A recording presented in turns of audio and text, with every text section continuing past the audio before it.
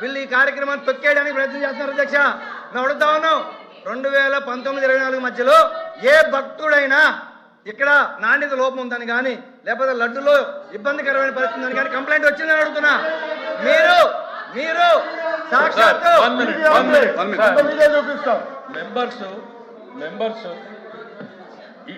దీనికి మూలం ఎక్కడి నుంచి వచ్చింది సార్? ఇది ఛార్జ్ షీట్, ఇది వెరిఫికేషన్కి వెళ్ళాలి అనే మూలం ఎక్కడొచ్చింది అంటే, గౌరవ సభ్యుడు ఏదైతే చెప్పాడో ఎవరైనా భక్తులు మాట్లాడారంటే, భక్తులు మాట్లాడడమే కదా అధ్యక్ష, పోర్టులో పనిచేసేటువంటి ఎంప్లాయీస్ వెళ్ళి చైర్మన్ గారికి కంప్లైంట్ చేశారు, అడిషనల్ ఈఓ గారికి కంప్లైంట్ చేశారు. నెయ్యి క్వాలిటీ సరిగ్గా లేదు, లడ్డుగా నిలబడడం లేదు, పొడి అయిపోతా ఉంది, ప్లస్ జారిపోతా ఉంది, 2 రోజులకే చెడిపోతా ఉంది అనేటువంటిది పోర్టు ఎంప్లాయీస్ కౌంట్ చేశారు, కంప్లైంట్ చేశారు. ఇక భక్తులు వందల్లో వేలల్లో ఉన్నాయి. ఇవన్నింటికి మూలం అక్కడి నుంచి మొదలైతే ఇవన్నీ ఛార్జ్ షీట్లో ఉన్నాయి అధ్యక్ష. ఆ రోజున ఏఈఓ గారు ఏం చెప్పారు? మేము ఆర్గానిక్ గీ తెచ్చాము, అది అట్లే ఉంటుందిలే అని చెప్పారు అధ్యక్ష. మేము మాట్లాడింది వినే పరిస్థితి లేరు. మాట్లాడండి. ఏం మాట్లాడతాం? ఆయన మాట్లాడుతుంది కంప్లీట్ అయితే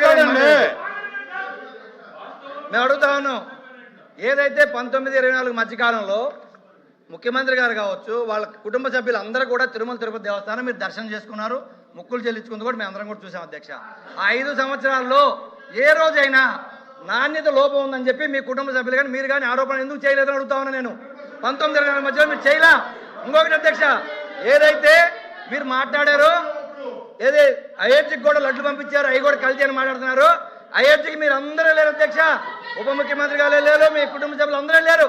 మరి అయోధ్యలో ప్రసాదం ఆరగించి బాగుందని చెప్పి ఎందుకు వచ్చారు? ఆ రోజు ఎందుకు మాట్లాడలేకపోయారు? ఈరోజు 2024లో మీరు ఏదైతే మీ డైరీ ద్వారా మీరు సప్లై చేసిన నెయ్యి కల్తీ అని తెలిసిందో, ఆ నెయ్యి కల్తీ అయిందన్న తర్వాత మీ కుంభకోణాలు బయటకు వస్తాయని చెప్పి ఈరోజు మీరు భయపడి దీన్ని అవతల మీద తోసేయడానికి కార్యక్రమం తప్ప, ఆత్మస్థుతి పరనింద తప్ప దీంట్లో గత ప్రభుత్వానికి ఏ సంబంధం లేదు. క్లియర్. మేము అడుగుతాను అధ్యక్ష, నిబంధనల్లో 800 కిలోమీటర్లు దాటి టెండర్లో పార్టిసిపేట్ చేయడానికి లేకపోతే మీరు ఇందాపూర్ డైరీ 1000 కిలోమీటర్ల దూరం ఉంటే మీరు ఇందాపూర్ డైరీ టెండర్ ఎలా క్వాలిఫై చేసి అడుగుతున్నా. సాక్షాత్తు మీ ఎమ్మెల్యే, మీ టీటీడీ బోర్డు మెంబరు, మీ సభ్యుడే మాట్లాడుతూ మేము చూసాం. మాకు ఇందాపూర్కి ఇరిటేజ్ సంబంధాలు మాకు తెలియదు కాబట్టే 800 కిలోమీటర్ నిబంధన సడలించి మేము దానికి అగ్రి అయ్యామని చెప్పి సాక్షాత్తు ప్రొక్యూర్మెంట్ కమిటీ చైర్మనే మాట్లాడింది మేము చూసాం అధ్యక్ష. ఇది కాకుండా ఇంకోటి అధ్యక్ష, ఏదైతే మీరు మాట్లాడుతూ ఉన్నారో, మీరు ఏదైతే ధర్మారెడ్డి గారి గురించి మీరు మేము మాట్లాడారు అధ్యక్ష. మేము అడుగుతా ఉన్నాం, మీరు గత ఈవో గురించి ఎక్కడి నుంచి ఎక్కడికి వచ్చాడో మాట్లాడారు. మేము అడుగుతున్నాం, ఇప్పుడున్న ఈవోని మీరు ఎక్కడి నుంచి ఎక్కడ తీసుకొచ్చారు? ఆయన కొడుకు చనిపోయినప్పుడు మీకు అంటు కనిపిస్తే తండ్రి చనిపోయినప్పుడు మీకు ఎందుకు అంటు కనిపించలేదు? లడ్డు మీద మాట్లాడండి. వాళ్ళు మాట్లాడండి అధ్యక్ష.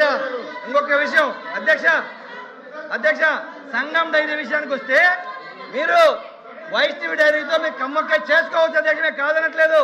కానీ సంఘం డైరీ ఈ రోజు ఇజ్రాయెల్ గారు ప్రకాశం, గుంటూరు, కృష్ణా జిల్లాలో అధ్యక్ష సంఘం డైరీ ప్రొక్యూర్ చేసే మిల్క్ మొత్తం కూడా గేదె పాలు అధ్యక్ష, ఆవు పాలు కాదు. ఆవు నెయ్యి మాత్రమే సప్లై చేయాలని నిబంధనలో ఉన్నప్పుడు వీళ్ళు గేదె పాలు సేకరించి 100 సప్లై చేశారని చెప్పి అడుగుతా ఉన్నాం అధ్యక్ష.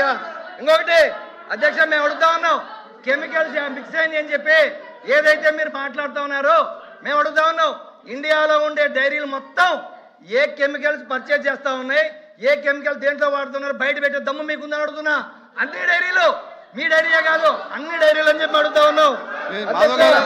మాధవ్ గారు, మొత్తం వ్యవస్థ కుట్ర సార్. నేను ఒక్కటే కోరుతున్నాను సార్.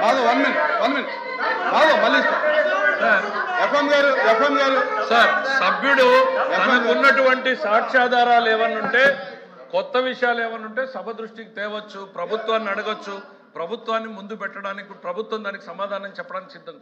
అంటే అన్రీజనబుల్ గా స్వీపింగ్ రిమార్క్స్ అంది entire diaries in the country మాట్లాడడము అంటే భారతదేశంలో కేంద్రంలో ప్రభుత్వం పనిచేయడం లేదనా? ఓకే, మీకు ఆంధ్రప్రదేశ్లో మా మీద కోపం ఉంది, రాష్ట్రంలో దేశంలో మోడీ గారి ప్రభుత్వం పనిచేయడం లేదు, మోడీ గారి నియంత్రణ చేయడం లేదు అనేటువంటిది చెప్పే ఉద్దేశం మీది? మీ ఉద్దేశం అదేనా? దేశంలో డైరీలన్నింటినీ కూడా మోడీ గారు నియంత్రించలేకపోతున్నారు, క్వాలిటీ కంట్రోల్ లేదు అని చెప్తున్నారా?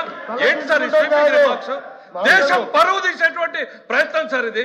సార్ ఒక్కటి 2 నిమిషాలు కూర్చుంటాను సార్. కల్తీ